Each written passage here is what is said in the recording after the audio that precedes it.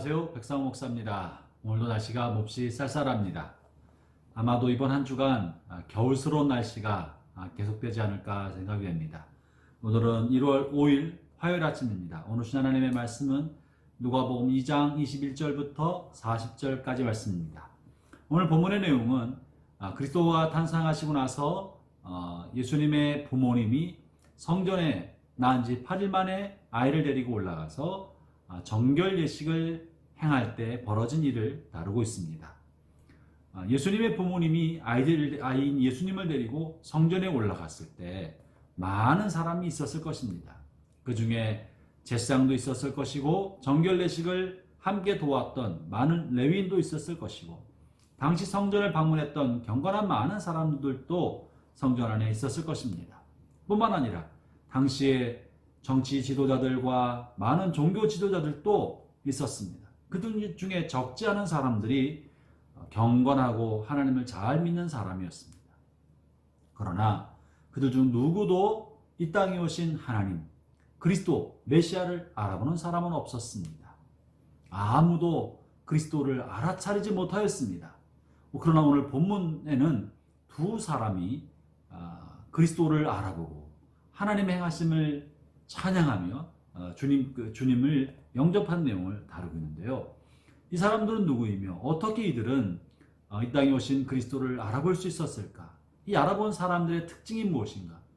이를 통해서 우리도 이 땅에 살아가는 동안에 하나님을 믿고 예수님을 믿는다고 하지만 혹이라도 이 땅에 행하시는 하나님의 역사를 알아차리지 못하고 내 나름대로 신앙생활만 한다고 하고 있지는 않을까? 자신을 돌아보는 시간이 되었으면 좋겠습니다. 특별히 오늘 본문에 시몬이라는 사람과 안나라는 여선지자에 관해서 나오고 있는데요. 그 중에 시몬에 관한 언급을 좀 살펴볼까요? 25절부터 26절의 말씀입니다. 제가 읽어보겠습니다.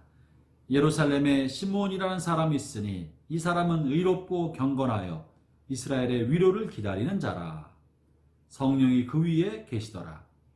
그가 주의 그리스도를 보기 전에는 죽지 아니하리라는 성령의 지시를 받았더니, 이 시몬이라는 사람을 소개하고 있는데 이 시몬이 성전에 올라와서 정결 예식을 하는 예수님의 부모님을 보고 그 아이를 보고 이 아이가 바로 하나님께서 약속하셨던 바로 약속의 그 아이들이라는 것을 알아차리게 됩니다.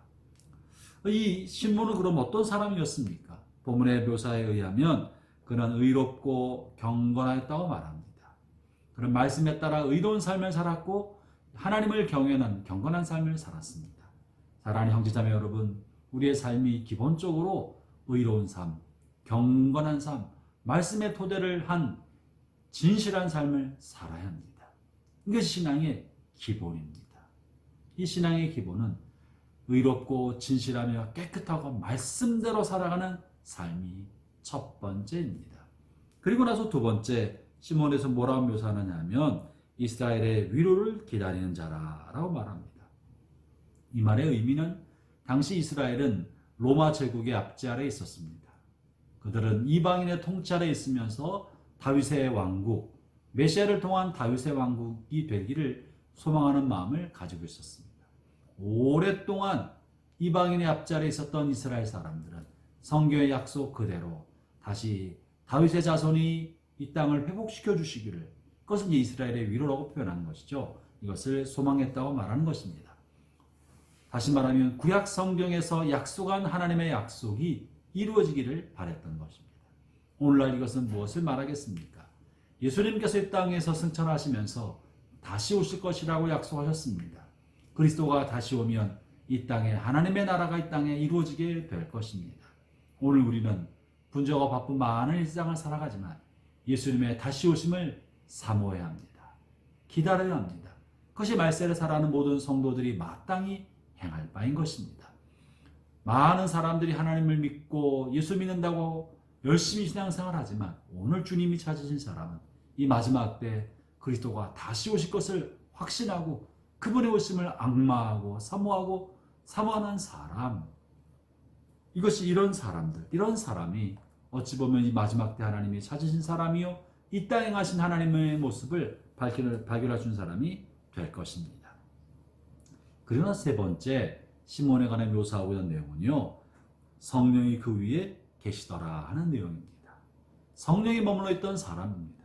이 성령이 머물러 있던 사람에 관하여는 26절에도 성령의 지시를 받았다라는 말로 표현되어 있고, 27절에도 성령의 감동으로 성전에 들어가매 마침 부모가 율법의 관례대로 행하고자 하여 그 아기 예수를 데리고 오는지라 시몬이 아기를 알아보았다고 말합니다. 다시 말하면 시몬에게 가장 중요한 특징 중에 하나는 성령이 머물렀던 사람이라는 것입니다. 그리고 그는 의롭고 경건했을 뿐만 아니라 성령의 감동을 따라 살았던 사람이라는 것입니다. 날마다 자신의 삶을 일상적인 생활의 습관과 경건한 습관을 따라 살았을 뿐만 아니라 경건하고 의로운 삶의 습관을 가지고 있었지만 그것을 뛰어넘어 그것을 바탕으로 하여 날마다 자신을 이끄시는 성령님의 감동을 따라, 성령의 이끄심을 따라 살았던 것입니다. 사랑하는 형제자매 여러분, 오늘날 우리 가운데 행하시는 하나님의 섭리와 하나님의 역사를 우리는 어떻게 할 수 있겠습니까? 기본적으로 우리의 삶이 경건해야 하고 진실해야 합니다. 그리고 이 땅에 오실 예수님의 재림과 성령의 역사를 사모하는 사람이 되어야 합니다. 아울러 오늘의 삶 속에 성령이 어떻게 우리를 이끄시는지, 성령의 이끄심에 민감한 삶을 살아야 합니다.